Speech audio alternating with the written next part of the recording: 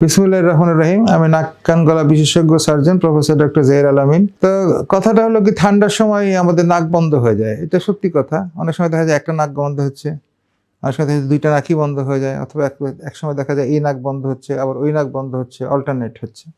তো নাক বন্ধ হওয়াটা বোধহয় ঠান্ডা লাগার একটা অন্যতম প্রধান উপসর্গ, নাক বন্ধ হয়ে যাওয়া। তার সঙ্গে সঙ্গে অনেক সময় হাঁচি হয়, সর্দি হয়, অনেক কিছু হয়, মাথা ভার ভার থাকে।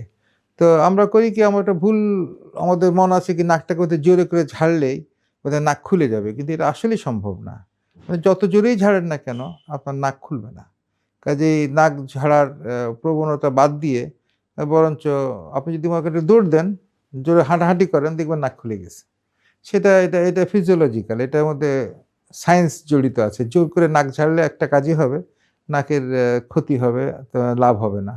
এরকম যদি বন্ধ হয়ে যায় এবং যদি আপনার মনে হচ্ছে খুব কষ্ট হচ্ছে, আপনি যেটা ইউজ করতে পারেন, ২ টা জিনিস করতে পারেন। একটা হলো লবণ গরম পানি দিয়ে নাকের ভিতরে ভাপ নিতে পারেন, অথবা নাক পরিষ্কার করতে পারেন উঁচু করার মতো করে। জাস্ট নাকের ভিতরে নিলেন, নাক পরিষ্কার করলেন, অথবা গরম গরম ভাপটা নিলেন নাকের ভিতরে। That works.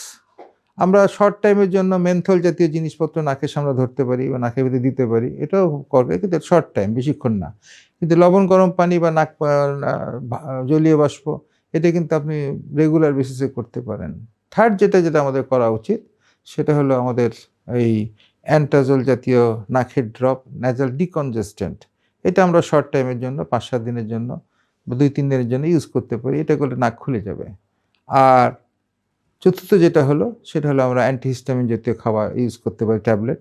এটাতেও নাক খুলে যাবে। তাহলে ২ টা জিনিস আমাদের ওষুধের দিক থেকে, একটা হলো অ্যান্টিহিস্টামিন জাতীয় ওষুধ, আর একটা হলো নাকের ডিকনজেস্ট্যান্ট, অ্যান্টাজল, রাইনোজল, আফরিন এই জাতীয় ওষুধ যদি আমরা দিই, কিন্তু খেয়াল রাখতে হবে সবগুলাই কিন্তু শর্ট টাইমের জন্য দিতে হবে।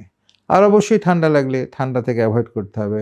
এখন আমি ঠান্ডা পানি খাই বা ঠান্ডা জিনিস করি, তাহলে অবশ্যই এটা বেশি ক্ষতি করবে। তবে আমি যদি ঠান্ডা কম লাগাই বা গরম কাপড়-টাপড় ছেড়ে পরে থাকি, তাহলে একটু বেটার হবে। তো এই বলে আমি আমার বক্তব্য শেষ করছি। আল্লাহ হাফেজ।